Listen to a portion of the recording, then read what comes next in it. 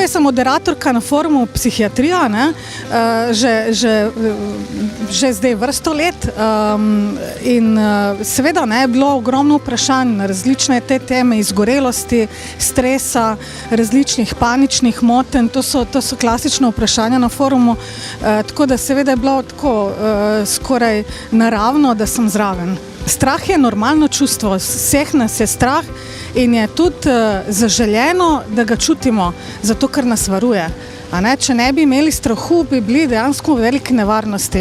Tako da je v redu, da nas je strah, ni pa v redu, da je pretiran strah, da je ves čas prisoten, da je prisoten tudi takrat, ko ni razloga, ne, da je več prisoten, tako da takrat moramo res nekaj, torej pomembno je, da se znamo spoprijemati s njim, ne pa da pričakovanja, ne, da ga ni, sploh je nerealno.